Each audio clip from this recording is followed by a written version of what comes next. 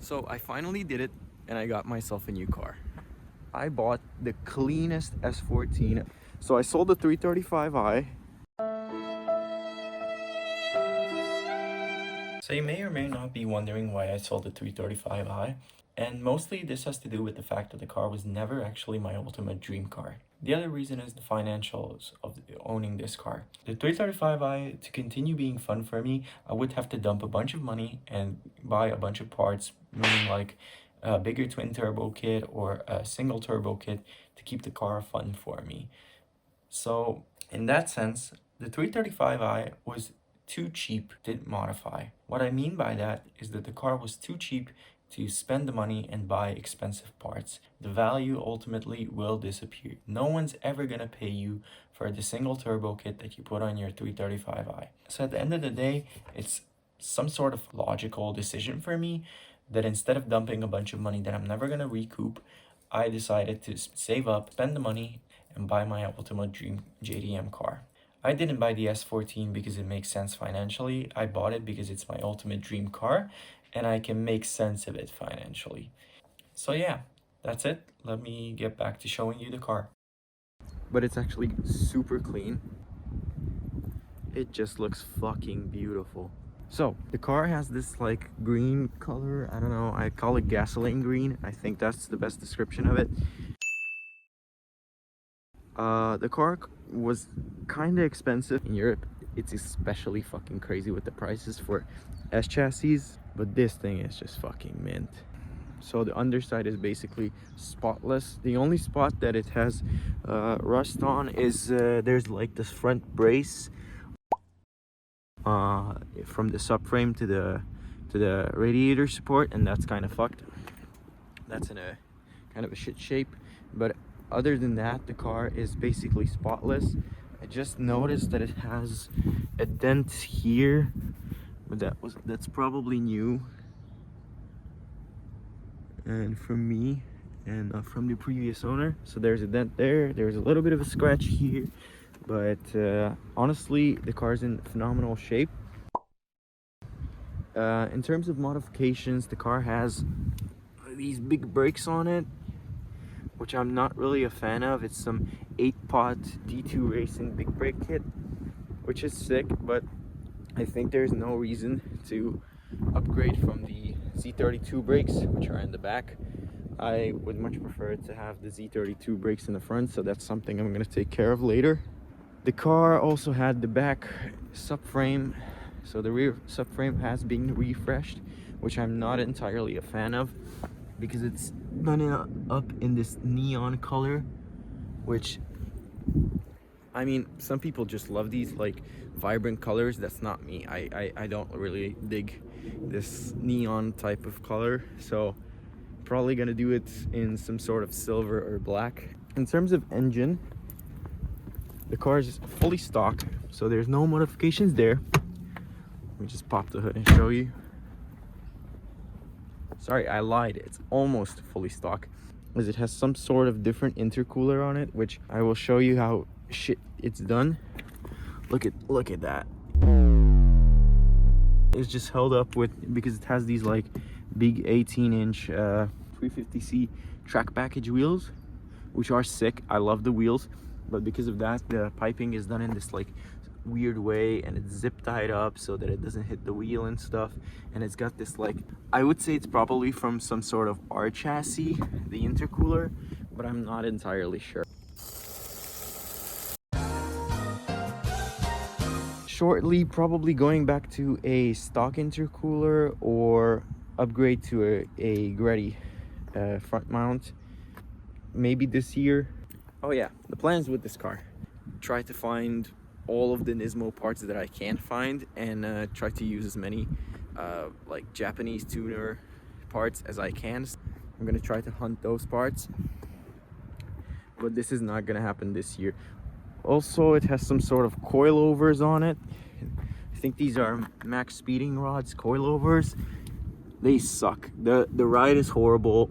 Everything's horrible about them. I think the only way these are usable in any sort of way is a track focused use. So If you use it on the track, probably this is all right, but for the street, it is way too hard. It doesn't really do anything well. It's pretty shit.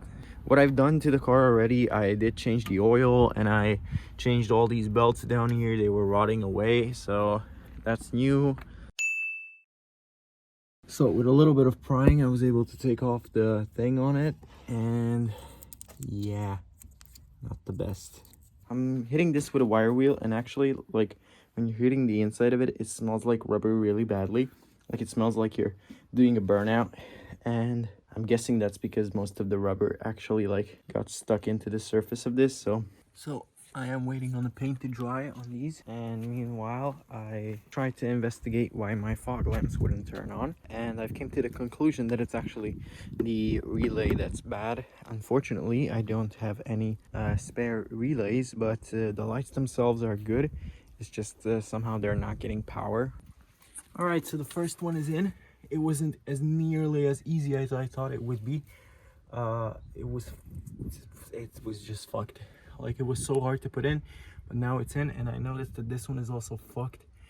So now I'm thinking I should change that as well. Might as well change it. I think it was, yeah, this one. I might as well fit these in. It's not that big of a deal, and I do have a thing to squeeze them out. Like, I do have the tools to do it, so might as well.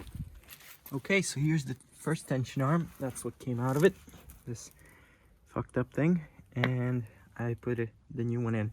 I'm using this like little, like it's like a bushing press for this stuff. So now it's time to put this one back in and start with this arm.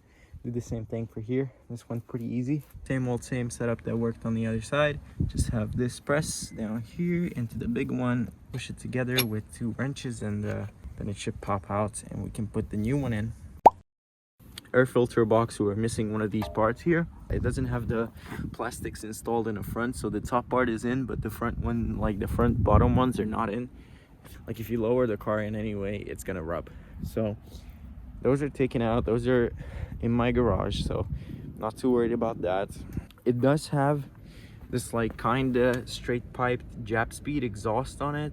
I already plugged it up with this little thing to make it more quiet. Wasn't going inside as much as I thought it would, so I did a whole little extension thing. Now I'm stuffing it deeper.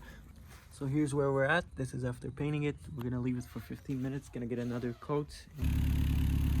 It does sound a little bit weird with these like little holes in it. Just make it sound like it has an exhaust leak. Okay, let's see.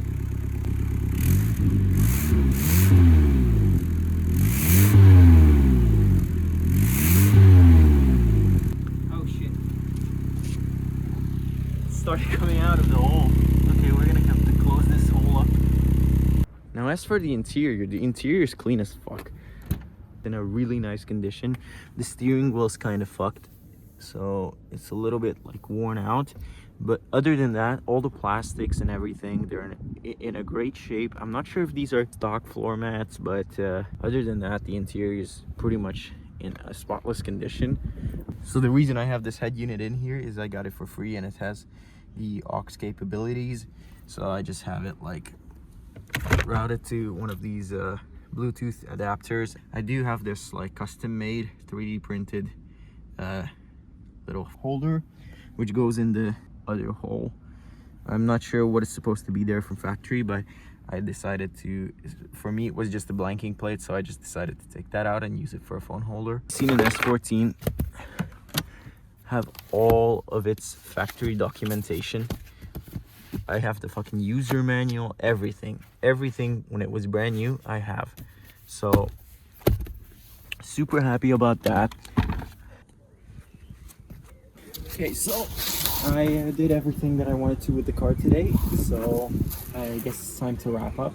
I'm gonna take a shower that I badly need. Some exciting things are coming with this car, I would say, but we have limited funds, so it's gonna take some time. It's gonna be a while before I take the car to its first track day or drift day, depending on what I find. But our next project is probably going to be figuring out the intercooler situation, or fixing the suspension. It shoots your spine through your skull. It's really bad. So I'm gonna get some normal dampers and coilovers. So knows how long it's gonna take for the next video, but it's coming. I swear. I think. So cheers. See you next time.